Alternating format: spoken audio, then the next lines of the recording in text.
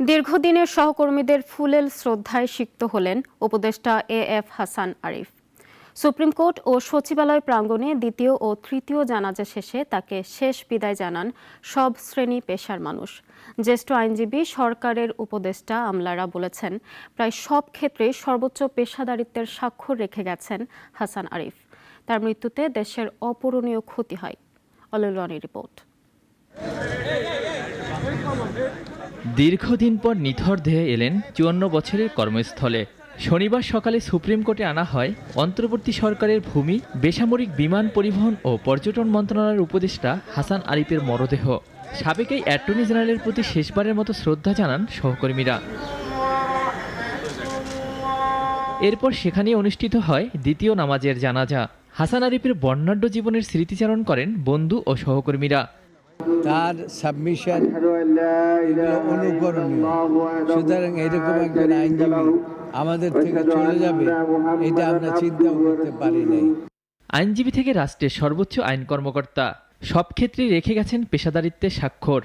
বিভিন্ন রাষ্ট্রীয় গুরুদায়িত্ব পালনের ক্ষেত্রে ওনার যে সফলতা, আমি মনে করি যে এটা দীর্ঘ সময়ে আমাদের দেশের মানুষকে অনুপ্রাণিত করবে। আমরা আইনঙ্গনে যারা আছি, আমরা আইনের ছাত্র যারা আছি, আমাদেরকে সবসময় উনি অনুপ্রাণিত করবেন, উনি আমাদের হৃদয়ের মধ্যেই থাকবেন।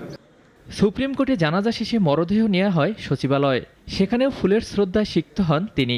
জানাজা শেষে সচিব ও উপদেষ্টারা বলেন, দেশের ক্রান্তিকালে নিজের অভিজ্ঞতা দিয়ে হাসান আরিফ করে গেছেন নতুন বাংলাদেশ গড়ার কাজ।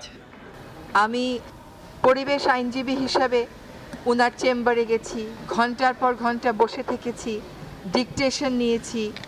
স্যার ঘন্টার পর ঘন্টা বসে থেকেছেন আমাদের মামলাগুলো করে দেওয়ার জন্য। যখন উনি অ্যাটর্নি জেনারেল ছিলেন, এক বড় ভূমিদস্যুর বিরুদ্ধে মামলা করতে স্যারের কাছে গেলাম, গিয়ে বললাম, স্যার আমাদের রাষ্ট্রের সাহায্য দরকার।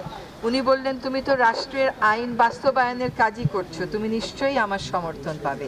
আপনারা সকলে মিলে স্যারের জন্য দোয়া করব এবং ওনার যে অনন্ত যাত্রা শুরু হলো, এই যাত্রাটা যেন শান্তিময় হয়, এটাই আমাদের প্রার্থনা।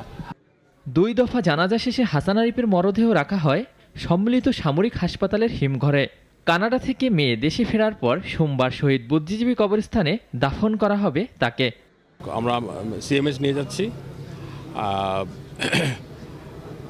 আমরা এটা 23 তারিখে মিরপুর বুদ্ধিজীবী কবরস্থানে দাফন করব।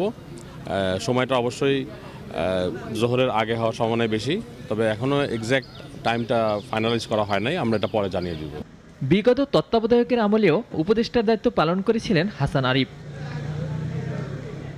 ওয়ালিউল রনি, নাগরিক, ঢাকা।